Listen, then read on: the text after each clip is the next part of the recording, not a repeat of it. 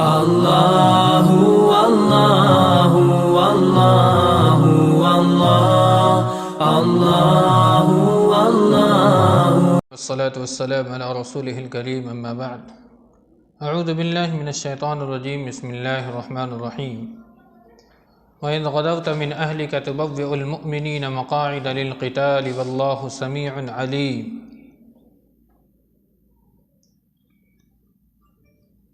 اس آیت کریمہ واقعہ احد کے بارے میں نازل ہوئی ہے، اور اس واقعہ کے ساتھ غزوہ بدر کے ذکر کرنے کا مقصد یہ ہے کہ فتح، نصرت اور شکست و ناکامی کے باب میں نظام الہی یہ ہے کہ صبر و تقوی کا نتیجہ نصرت و کامیابی ہوتی ہے، اور بے صبری اور عدم تقوی کا لازمی نتیجہ شکست اور ناکامی ہوتی ہے۔ اس کی مثال مسلمانوں کا ماضی قریب ہے کہ میدان احد میں بے صبری اور حرص دنیا کا ثبوت دیا تو فتح کے بعد اللہ رب العالمین نے شکست کا منہ دکھا دیا، اور دشمنوں نے خوشی کے نغمے گائے، اور میدان بدر میں صبر و شکیب کا ثبوت دیا، تقوی اور تعلق باللہ کی راہ پر گامزن رہے، قائم رہے، تو اللہ رب العالمین نے فتح سے ہمکنار فرمایا۔ 70 بڑے بڑے دشمن مارے گئے مشرکین کے، اور 70 کو قیدی بنایا گیا، بہت سارے مال غنیمت ہاتھ آیا۔ یہ بدر میں ہوا تھا۔ یہاں اللہ رب العالمین نے تقریباً یہاں سے 60 آیات واقعہ غزوہ احد کو بیان کیا گیا ہے، اس لیے کہ بدر میں جب مشرکین مکہ کو شکست کا سامنا کرنا پڑا، ذلت و رسوائی کی کھانی پڑی، اور ان کے بڑے بڑے سردار جو تھے سب کے سب تقریباً بدر میں مارے گئے۔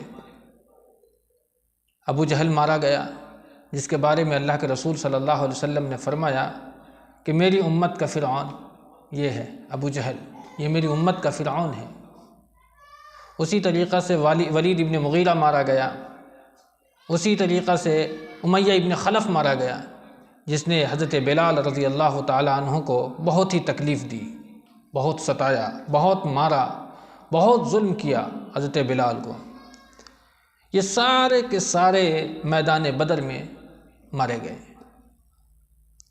جب یہ لوگ بدر سے شکست کھا کر کے مکہ پہنچے تو عرب کا اپنا ایک امتیازی یہ روب ہے، کام ہے اس کا اپنا، کہ وہ ہمیشہ اپنے اندر میں بدلہ یعنی انتقام لینے کا جذبہ رکھتے ہیں۔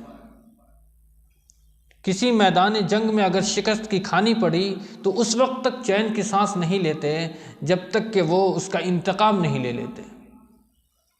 اور بدر میں شکست کا تو ایسا ذلیل اللہ رب العالمین نے میدان بدر میں کیا مشرکین کو۔ واقعہ کچھ یوں ہے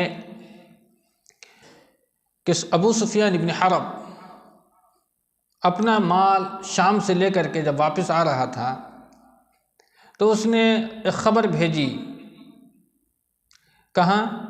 مکہ کے اندر میں، کہ میں اپنا مال لے کر کے آ رہا ہوں، اور مجھے اس بات کا خدشہ ہے کہ اگر ہم بدر کے مقام سے گزریں گے تو مسلمان ہمارا مال لوٹ لیں گے اور ہمارے ساتھ ظلم و زیادتی کریں گے، تو ایک وفد لے کر کے ہماری حمایت کے لیے تم لوگ پہنچو۔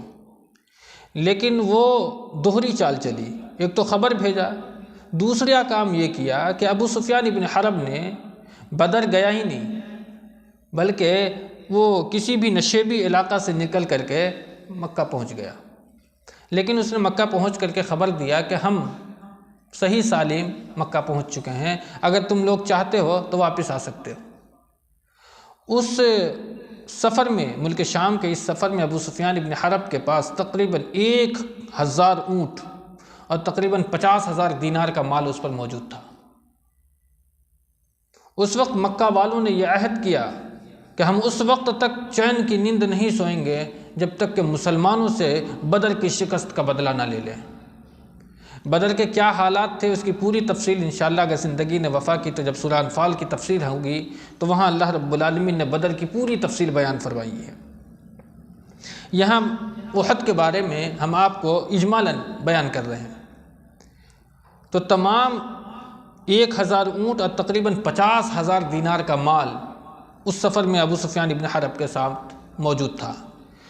مکہ کے مختلف لوگوں کا مال وہاں تھا، ان لوگوں نے یہ اللہ کے یعنی جنگ کے لیے دان کر دیا کہ یعنی یہ سارا مال مسلمانوں سے بدلہ لینے کے لیے وقف کر دیا گیا، جس کا ذکر اللہ رب العالمین نے سورہ انفال میں کیا، ان الذین کفروا ينفقون اموالهم لیصدوا عن سبیل اللہ فسینفقونها ثم تکون علیہم حسرۃ ثم یغلبون۔ اس سورہ انفال میں اللہ نے اس آیت کریمہ کو نازل کیا ہے اور اس کا نقشہ کھینچا ہے کہ یہ مشرکین اپنا مال خرچ کر رہے ہیں تاکہ لوگوں کو اللہ کے راستے سے روکیں، لیکن بس خرچ کریں، ثم تکون علیہم حسرۃ ثم یغلبون، اس کو اس مال کے خرچ کرنے کا جو بدلہ سوائے مایوسی کے کچھ نہیں ملے گا، اس لیے کہ مسلمان غالب رہیں گے۔ تو یہ پیشین گوئی اللہ رب العالمین کی طرف سے پہلے ہی دے دی گئی تھی کہ تمہیں فتح یابی مل جائے گی، لیکن یہ مال صرف کیا، خرچ کیا، اور اس کے بعد 3000 کا لشکر لے کر، جس میں قریش اور چند حلیفی قبائل جو تھے، چند قبیلے سے انہوں نے اپنا حلیف بنایا اور 3000 کا لشکر لے کر کے مدینہ کی طرف روانہ ہوا۔ مدینہ سے پہلے روانہ ہونے سے قبل ان لوگوں نے آپس میں یہ طے کیا، وہاں کی عورتوں نے، کہ ہم کوئی واویلا نہیں مچائیں گے، کوئی غم نہیں کریں گے، کوئی بین نہیں کریں گے، کوئی نوحہ نہیں کریں گے، کوئی ماتم نہیں کریں گے، اس لیے کہ مشرکین کا یہ تو شیوا تھا کہ مر جانے کے بعد رونا، اسی طریقہ سے بیان کر کر کے رونا، نوحہ کرنا، ماتم کرنا، یہ شیوا رہا ہے، اس کا ایک رواج رہا ہے۔ لیکن ان لوگوں نے یہ طے کیا کہ ہم لوگ جو ہمارے باپ، بھائی، بہن جو بھی مر گیا اس جنگ کے اندر میں ہم کسی کا نوحہ نہیں کریں گے، ایسا کرنے سے ہمارے اعصاب کمزور ہو جائیں گے، ہماری طاقت ختم ہو جائے گی، ہم بزدل ہو جائیں گے، ہم کوئی چیز نہیں کریں گے، یہ رواج ختم کیا۔ اور مرد لوگوں نے یہ طے کیا کہ ہم اس وقت تک اپنی بیوی کے قریب نہیں جائیں گے جب تک کہ ہم بدر کے شکست کا بدلہ نہ لیں گے، اور عورتوں نے کہا کہ ہم اس وقت تک اپنے آپ کو بناؤ سنگار سے دور رکھیں گے جب تک کہ ہم اپنے ساتھیوں کا بدلہ نہ لے لیں۔ اس طریقے کا حلف نامہ اٹھایا ان لوگوں نے، اور اس کے بعد 3000 پر مشتمل افراد کو لے کر کے مسلمانوں سے بدلہ لینے کے لیے میدان بدر کا احد کے لیے نکل پڑے۔ 3000 اونٹ اس جنگ میں مشرکین کے ساتھ تھے۔ اونٹ 2 کام میں آتا ہے، سواری کے کام میں بھی، اور اگر کھانا ختم ہو گیا تو ذبح کر کے کھانے کے کام میں بھی استعمال کیا جاتا ہے۔ 3000 پر مشتمل یہ لوگ میدان احد کے لیے نکلے، لیکن ان تمام تر شے کی اطلاع اللہ کے رسول صلی اللہ علیہ وسلم کو پہلے ہی ہو چکی تھی۔ کون دیا اطلاع؟ حضرت عباس رضی اللہ تعالیٰ عنہ میدان بدر میں قیدی بن کر کے آئے تھے، لیکن وہ اندرونی اسلام قبول کر چکے تھے۔ یہ ساری حرکتوں کی خبر اللہ کے رسول صلی اللہ علیہ وسلم کو دے دی گئی کہ مشرکین ان تمام تیاریوں کے ساتھ احد کے لیے نکل پڑا ہے۔ یہ وہ مومن ہیں، یہ ایسا ہی وہ مومن ہے جس مومن کا ذکر اللہ نے فرعون کے بارے میں بھی کیا ہے کہ جب فرعون کے جو قبیلہ تھا، جو ان کی فوج تھی، اس کے اندر میں ایک آدمی ایمان والا تھا، اور جو بھی ایکٹیویٹی ہوتی تھی وہ موسیٰ علیہ السلام کو وہ بتلایا کرتے تھے۔ اللہ نے پوری تفصیل فرمائی ہے، وقال رجل مؤمن من آل فرعون یکتم ایمانہ وتقتلون رجلا یقول ربی اللہ، یعنی کہ اس وقت تک انہوں نے اپنے ایمان کو چھپائے رکھا جب تک کہ فرعون نے یہ طے نہیں کیا کہ موسیٰ کو قتل کر دیا جائے۔ جب وہ موسیٰ کو قتل کرنے کا علیہ السلام جب یہ طے کیا، اس کے بعد انہوں نے اپنے ایمان کا اظہار فرمایا۔ کسی نبی کے واقعات کو اللہ رب العالمین نے قرآن کریم میں اس تفصیل کے ساتھ نہیں بیان فرمایا ہے جس تفصیل کے ساتھ اس مومن کا جو فرعون کے وقت میں موجود تھا اس کا ذکر فرمایا ہے۔ پوری تفصیل سے ان کے واقعہ کو ذکر فرمایا ہے۔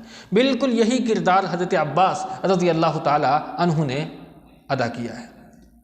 اللہ کے رسول صلی اللہ علیہ وسلم کو جب یہ خبر ملی تو آپ نے اپنے دستے کو بھیجا کہ دیکھو کیا حالات ہیں، پتہ کرو کیا معاملات ہیں۔ اس کے بعد اللہ کے رسول صلی اللہ علیہ وسلم نے اپنی جنگ بندی، صف بندی شروع کر دی، افراد کو اکٹھا کیا۔ تو 1000 پر مشتمل افراد اکٹھا ہوں۔ اس وقت اللہ کے رسول صلی اللہ علیہ وسلم نے اپنے ایک خواب کا ذکر بھی فرمایا کہ میں نے ایک خواب یہ دیکھا ہے کہ گائیں ذبح ہو رہی ہیں اور میری جو تلوار ہے اس کا جو سرا ہے وہ تھوڑا جھک سا گیا ہے۔ تو اللہ کے رسول نے فرمایا کہ ایسا ہے، اور تیسری چیز اور بتلائی اللہ کے رسول صلی اللہ علیہ وسلم نے کہ میرا ہاتھ زرہ کے اندر میں مضبوطی کے ساتھ کیا ہے، بندھا ہوا ہے۔ تو اللہ کے نبی نے اپنی اس خواب کا جو ذکر فرمایا اس کی تعبیر آپ نے یہ بتلائی کہ مجھے ایسا لگتا ہے کہ مدینہ میں رہ کر کے ہی مشرکین کا مقابلہ کیا جائے۔ اور بالکل یہی رائے عبداللہ ابن ابی کی بھی تھی، رئیس المنافقین۔ بالکل یہی رائے کہ مدینہ میں رہ کر کے ہی دشمنوں کا مقابلہ کیا جائے، لیکن نبی کا ارادہ یہ تھا، وہ اپنی خواب، لیکن اس کا ارادہ، اس کی کمزوری، اس کی بزدلی کہ ہم تو ابھی ایمان والے ہیں، لیکن جنگ کے میدان میں جب ہم جائیں گے تب تو پتہ چل جائے گا کہ ہم ایمان والے ہیں یا منافق ہیں۔ رائے ایک ہی تھی لیکن کردار الگ الگ تھا۔ اللہ کے رسول صلی اللہ علیہ وسلم نے تو مسلمانوں کے فائدے کے لیے اور اپنے خواب کی تعبیر کو دیکھتے ہوئے ایسا فیصلہ کیا، لیکن مسلمان پورے جوش اور ولولہ کے ساتھ بھرے ہوئے تھے۔ اللہ کے نبی صلی اللہ علیہ وسلم کے اس مشورے پر مسلمانوں نے کہا نہیں، اللہ کے رسول صلی اللہ علیہ وسلم، ہم دشمنوں کا کھل کر کے مقابلہ کریں گے، کھل کر کے مقابلہ کریں گے، چوری چھپے کی کیا بات ہے، کھل کر کے ملیں گے۔ اور اس میں نمایاں کردار حضرت حمزہ رضی اللہ تعالیٰ عنہ نے ادا کیا۔ جنگ بدر میں بھی انہوں نے نمایاں کارکردگی ادا کی تھی، لیکن وہ صحابی جو میدان بدر نہیں پہنچ پائے تھے ان کے اندر میں جذبہ شہادت نوش کرنے کا پورا ارادہ تھا کہ لڑیں گے اللہ کے لیے اور دین کی سربلندی کے لیے لڑیں گے اور اس میدان جنگ میں شہادت نوش فرمائیں گے۔ یہ ارادہ تھا وہ ان صحابہ کا جو میدان بدر سے پیچھے رہ گئے تھے۔ بہرحال اللہ کے رسول صلی اللہ علیہ وسلم نے صحابہ کے اس فیصلے پر آمنا کہا اور نکل پڑے۔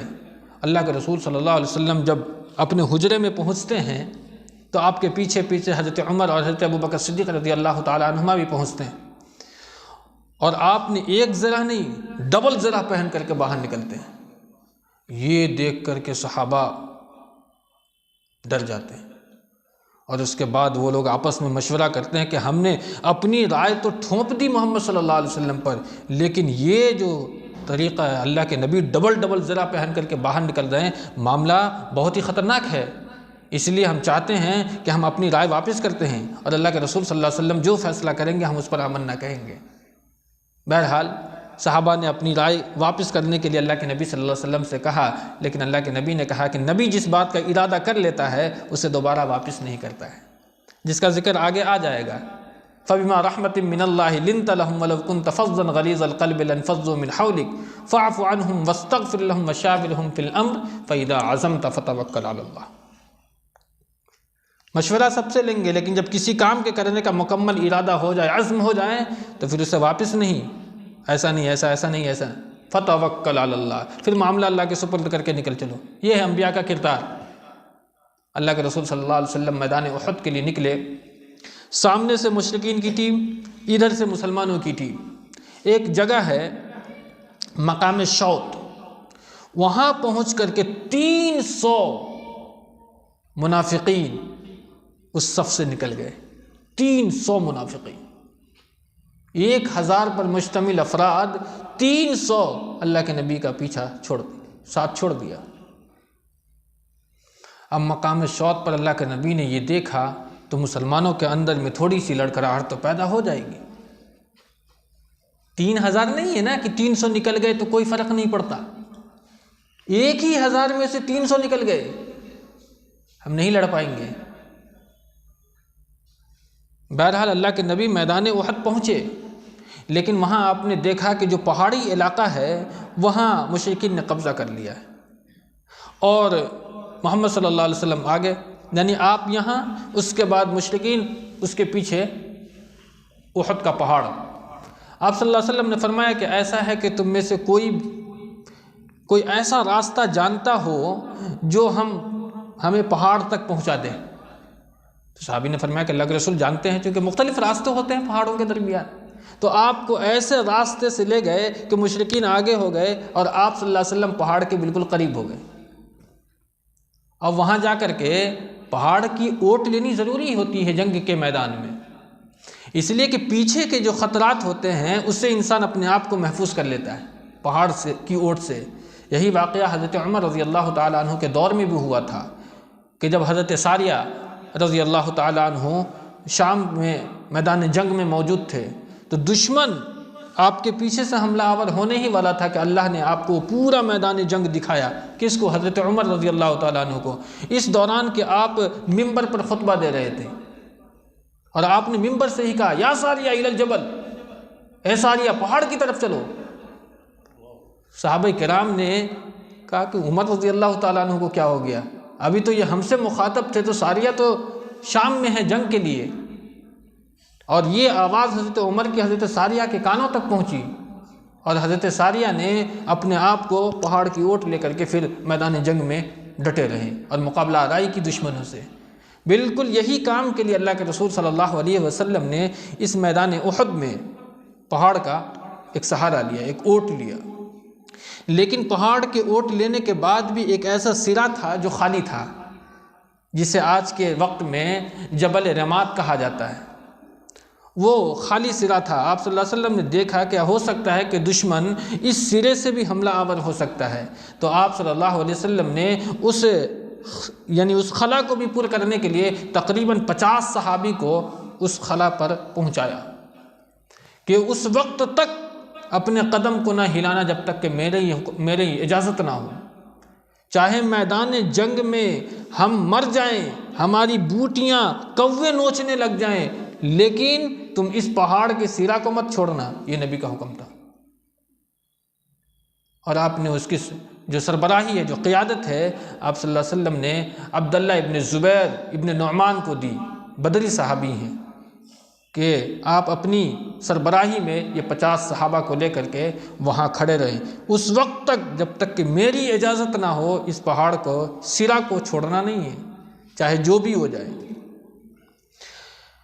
یہ واقعہ تھوڑی تفصیلی ہے، انشاءاللہ بقیہ ہم کل کے درس میں بیان کریں گے. ہم باری تعالیٰ سے دعا کرتے ہیں رب العالمین ہمیں آپ کو نیک عمل کی توفیق عطا فرمائے. آمین. وآخر دعوانا الحمدللہ رب العالمین.